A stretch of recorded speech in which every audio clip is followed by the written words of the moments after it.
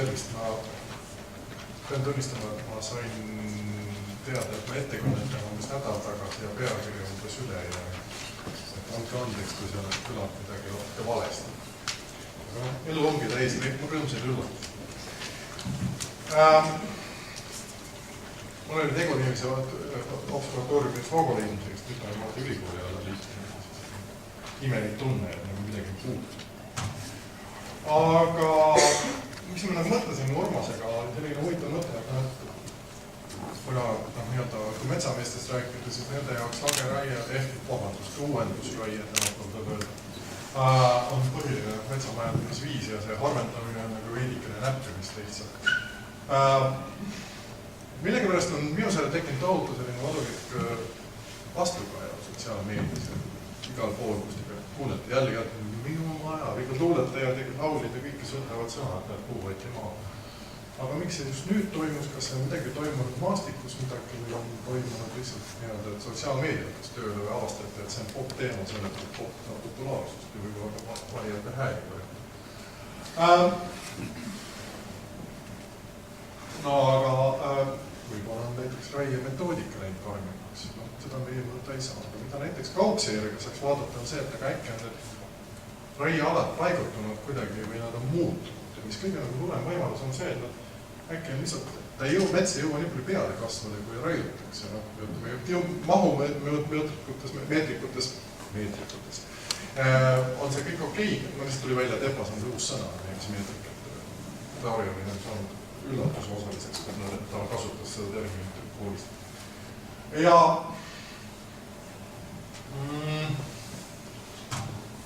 niiviisi sinna juurde on nagu see, et üks asi on nagu juurdekasv mahus, teine asi on pindalas, kas see taastub, kas koht on jälle puudega roheline või lihtsalt on muru roheline. Ja tüüpiline selline metsa arengutsükkel on selline, et kui aga kuskilt jälle kukub ja siis kui liiga tihti need metsad kukuvad, siis see pindala akumuleerub ei täida ennast ehk see ilus maastikus on metsa ja natuke auke, aga see ei häiri on see, kui me teeme piisavalt suure vahe. See on siis kõrvuti asetsevatel lappidel või lihtsalt aja sees kidimeid. No ja siis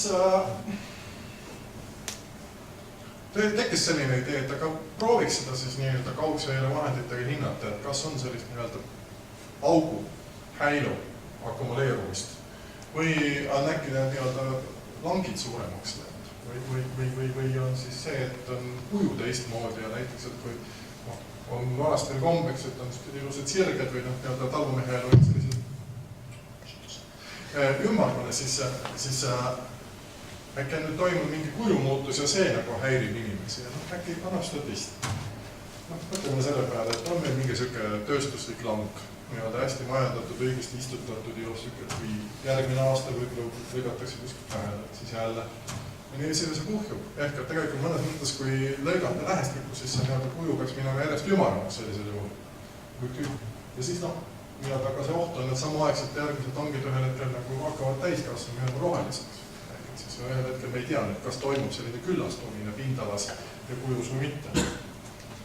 Ja selle tõttu lihtne vaadata kolme väga triviaalset aspekti. Üks on see, et on summaarne häilude pindala metsamaas, teine oleks mingi üksikelemendi pindala ja kolmas oleks selle kuju.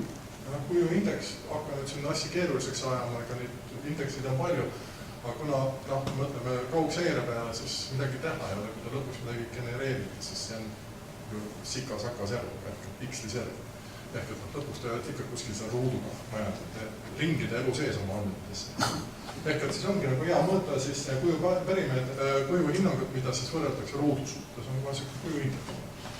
Siis kui jagata läbi sama pindala, mis oleks tekitatud ruudu poolt, siis te saategi suhte ja suhte neljega korrigeerida, siis on see umbes suhe.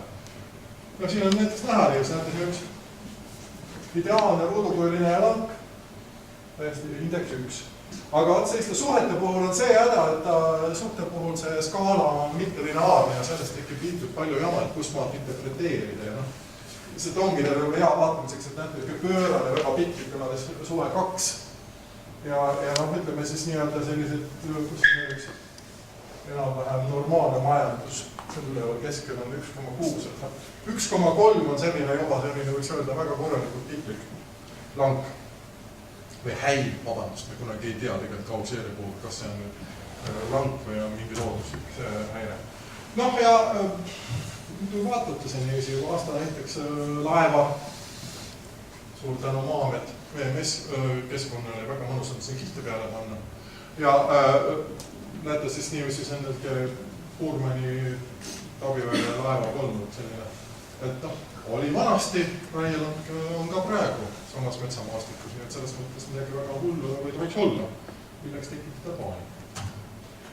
Ja mis tavaliselt tehakse, vaadatakse siis erinevusi kahe kihi vahel ja siis saadakse, kus on juurde tulnud, kus on vähemaks läinud. Tänapäeval peab kõik värviline ja sotsiaalselt haavatav olema siis palgu, näiteks kasutame mingid värvitoomad.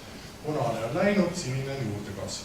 Aga kui on liiga suur vahemik, siis midagi teha ei ole. See, mis on lank olnud, see on vahepeal täiskasvanud. Ehk et see samm peab olema selline, et me näeme mingit erinevust või puhjumist, sest kui me võtame liiga ühe hetkel või liiga suure sammuga, siis me tegelikult reaalselt muutust ei näe. Siin Urmase varasemad tööd on näidanud, et võiks olla kuskil 10 aastaga hakkab see asi juba halliks minema, et ei pruugi enam eristada. Siis tuleb mingit samme leida. Nii et näete, siin on niivis, et esimene 10 aastat ja viimane, siis natuke rohkem 10 aastat ja need langid, kahjuks ma ei saa nüüd kokku panna, aga ma luban, et see kokkuvaade need ei kattu, et seal pigem on see viimane seis, et kajastab viimast ka valguses. Ja see kõik see praegu tegelikult selle summaarse pildi puhul võiks need juurdekasvud samamoodi lisada lankide pinda, siis me saaksime enam-vähem summaarse muutuse lõike kogu pika ajaperioodi jooksul. Nii, aga mis siis me teeks teistmoodi kui siiamaani? See erinevuste otsimine on lahe, aga see näitab ju selle konkreetse valitud perioodi erinevust. Aga meid huvitab, mis on tegelik seis. Ja seda tegelikult on see tore, et Urmas on aastaid juba siin majandanud valmiste piltidega. Need on väga toredad, must-valge. Ükskõik, ei sõltu kanalist, ei sõltu mitte millestki, lihtsalt võtke ja kasutage. Ja see sama piirkond, kui me sealt üle lendame, siis kunagi kogemata lendasin, siis tegin pildi ja sealt tuli välja, et tuli õige piirkond enam. Näete, on must-valge, aga reaalne vaade. Pole juhtu kodune ilm, aga nädalt üle. Ja see on põhimõtteliselt ei ole midagi rohkem. Kuskil pooleks pilt, heledus ja altus ja ongi teil metsamaa käes, ei mingit suurt vaeva. Selles mõttes sigala, ei mingid indekseid, ei mingid klassifitseerimise, mitte midagi, ülimalt lihtne. Ja kui vaadata seda siis lankide kujunemist sellest seal kuskil ühes väikses, siis näete 87, 96, 2005, 2018. Ja siin on märgata, et mõnes piirkonnas need häilud, kui vaadata siis mitte me ei pannud üksteise kohale siis reaalneid vaatluseid, kus siin veits hakkab, oh my god. Kas see töötab?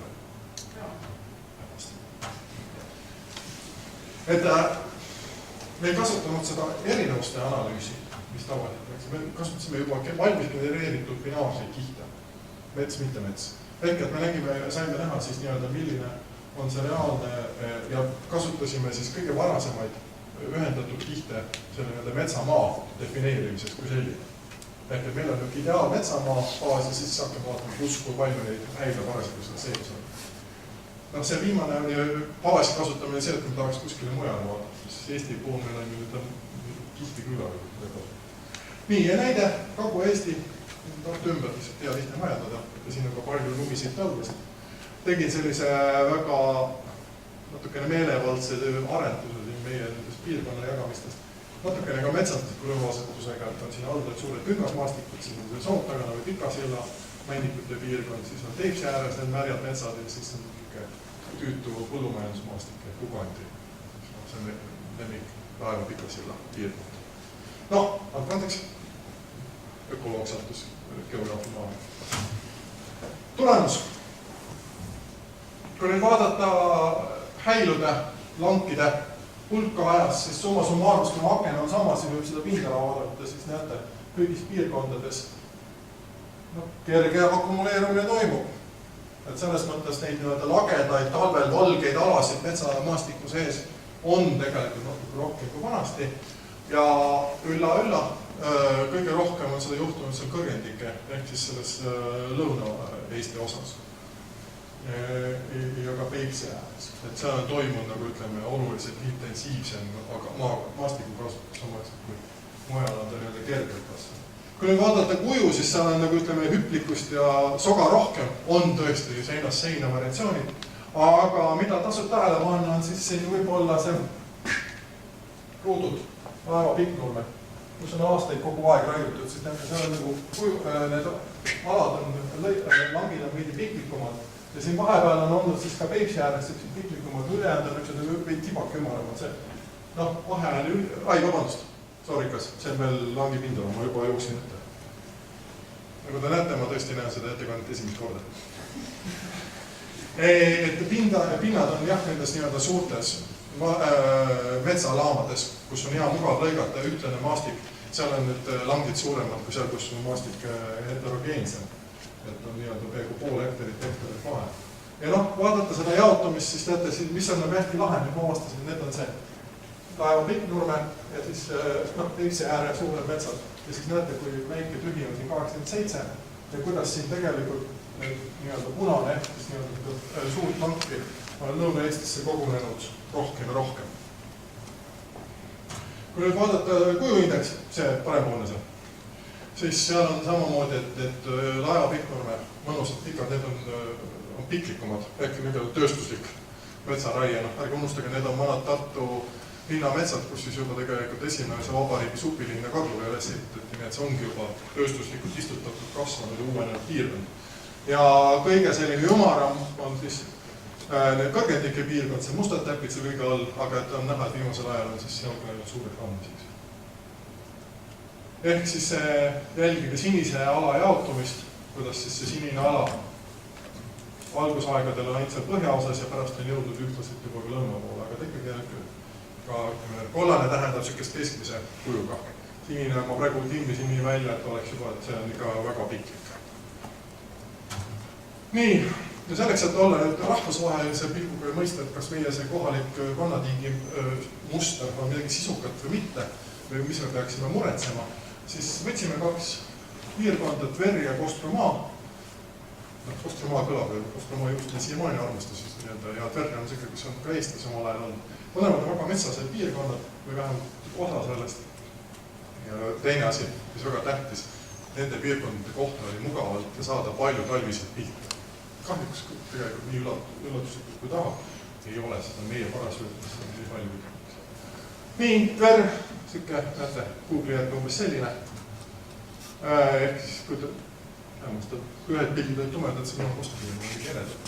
Et on väga roheliseks joonistatud Google'i järgi. Mis on tegelikult väga lahe, kas keegi oskab venekeelseid tähti, tegelikult selle keskuseks oli selline külapiirkond, et nagu Nurmekunde.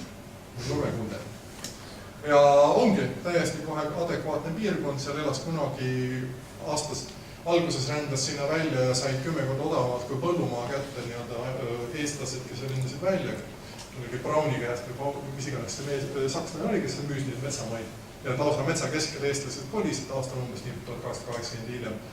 Ja lõpuks oli seal eestlasi peaaegu 2000 seal punasõja alguses. Nii et täitsa korralik piirkond. Ja Kostrumaa, näete samamoodi üsna metsane. See väike säbru, sisuliselt, kujutage ette, see kõik on ka tegelikult vana metsamaa, mida on hakatud asustama. Ja näete, seal on küla ja küla ümber on metsad maha tehtud. Ja nüüd nad tegelikult on juba siis nagu kasutuses väljas ja väga paljud hakkavad täis kasvama. Umbes selle koha peal. Ja näete talvel imekaunis kasutatud maastikku. Ja nagu kujutage ette, et Tveris on metsamaastikus toimus sama. Nüüd 3 maastikku võrrelda, siis see must on nüüd Eesti summaarselt, see on kogu Eesti. Ja siis on sellised lahedad erinevad hõnked, summa summaarum siis nii-öelda häilude pindalas, metsamaas. Et Tveris on toimunud vahepeal mingi väljalöök, on nagu suureks läinud ja Kostrumaas tegelikult see summa summaarum pindala langeb, et alguses olid tohutu suured häilud. Tsekkisin mõned tohutu suured alad, tundub, et olid raielangid. Praegu on nad ilusti metsad või siis nii-öelda mingid imelikud alad. aga see ei ole mingisugune väga suur jama, et seal ongi lihtsalt nagu rohkem. No okei, aken on nii suurem, et see summa absoluuthind ei tasu vaadake trende. Üksiku elemendi pindala puhul siis jällegi Kostromaas oli seal tohutu väljalöök ja seal on nagu see keskmine pinna, objekti pind on nüüd teistega võrreldavaks muutunud. See alguses, ongi, siin nüüd algusnumbri puhul ma julgelt ei vaadata lubada, siin võib olla see, kuna see on baasvaatus, ehk mille abil me tegime metsamaa. Siis see on teatav oht sees, et tegelikult ei tekkinud välja, me ei saanud seda korralikku metsa täispolügooni, vaid et sinna jäid sisse veel mingid langid, mille puhul tegelikult peaks ikka veel auke täitma. Aga et pange tähele, et Eestis selles mõttes on suhteliselt stabiilne või natukene isegi väiksemaks läinud keskmiselt ühe langi pindala. Aga see on muidugi väga robustne ja Harju keskmine, aga logaritmid või üksitavast esindajate väiksed variatsioonid, mitte väga oluliselt, kõik on põhimõtteliselt sama. Siis Tveris on ka need häilud muutunud veidi väiksemaks, aga ikkagi on suuremad kui Eestis ja Kostromaa on siis ikkagi oluliselt suurem. Mõned näited Tveri puhul näete, kuidas häilumajandus siis, ja siis on nüüd see, siin on nagu Moskva läheb ja Tveri kõik, siin on rohkem põllumajanduspiirkond, siin on siuke metsavöönd ja seal, et see tegelikult alguses näitab teile natuke ära, kuidas olukord on. Hallid on siin igasugused veekogud ja märgalad, nii palju, kus seal oskasime välja nokkida.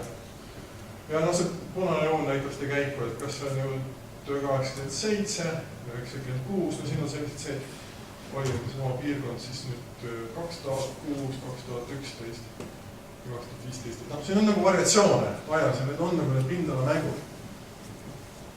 Kahjuks ei suutnud otsida piisavalt palju mingit sisukat infot Venemaalt või Vene kaartidelt, et kuidas seda piirkonda natuke veel jagada või mõtestada.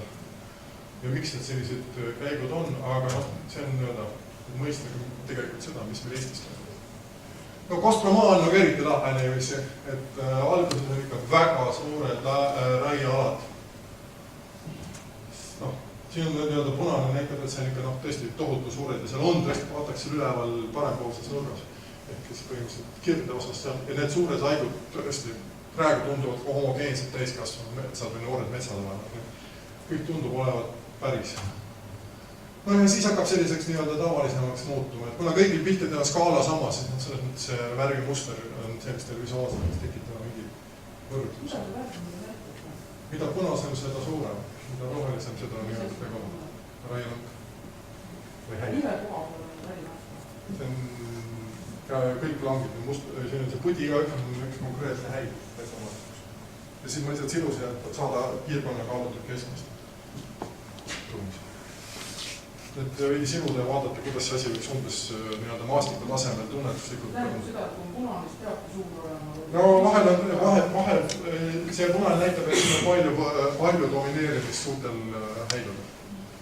See on, muidugi siin on see, kus on need aegad, see on nüüd, võtame geograafilise analüüsi või siuke, et kui seda vaatad vähe, andmeid on siin vähe, siis see on siuke tühi ala, kust ei ole midagi räägitud sellel perioodil ja siis ta natukene ekstrapoleerib selle väärtust laiemalt.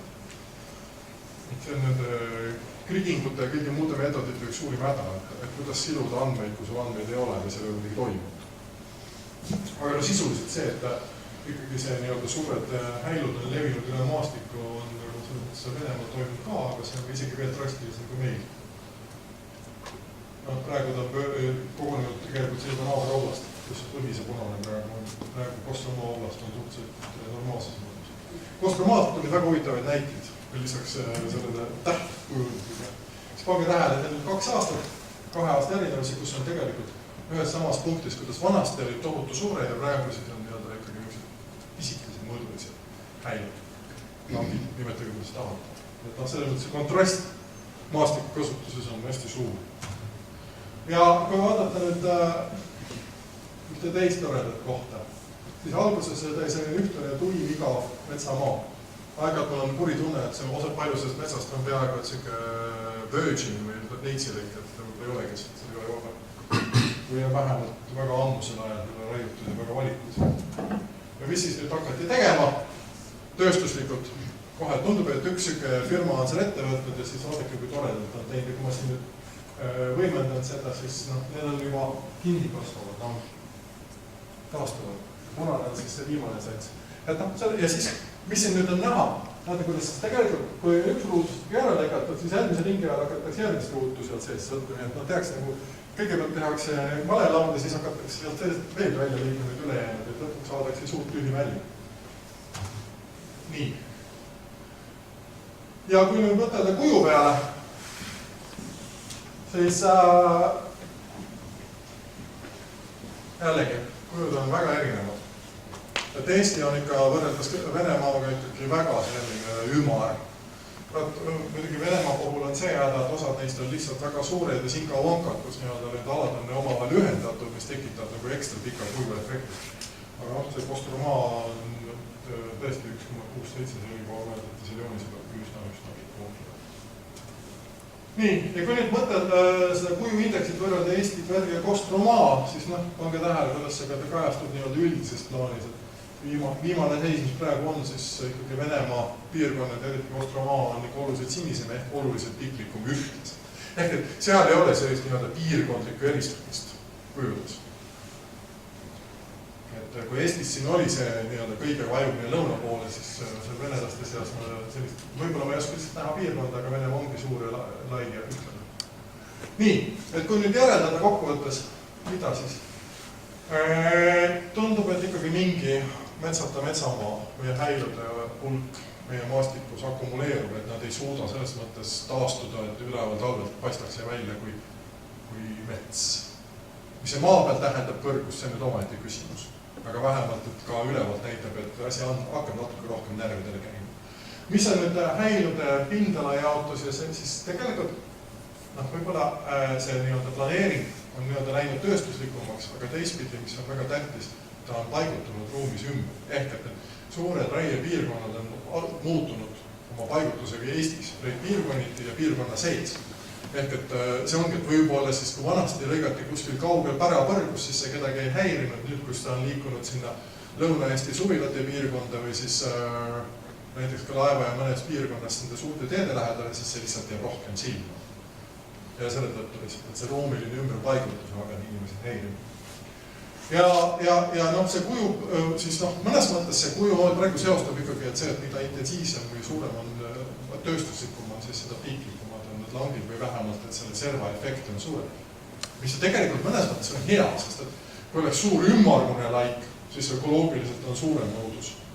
Kui on sul see, et sul on piklik ja seal on palju seda nii-öelda serva biotoopi, kus saavad veel võib-olla kasvada just need, kes arvastavadki. Sest olgem ausad, enamus metsaliike ei ole metsaspetsialistid, ütleme välja arvatud need, kes on epitiid. Ei ole metsaspetsialistid sellepärast, et nad armastavad mets. Ei, see on koht, kus nad jäävad ellu võrreldes teiste biotoopidega, kus nad tahaks ka kasvada. Et selles metsaserv on selline piiripeale ajuti koht, kus palju metsaliigid kasvavad kõige paremini. Et selles mõttes piklikum või ongi parem. Mõda.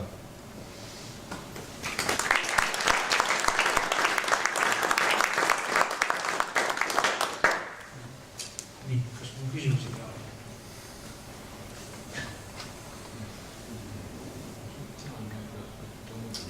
Koju ära minna, aga enne kui te koju lähete, siis Liial on teil üks take home message, mida ta tahab edastada.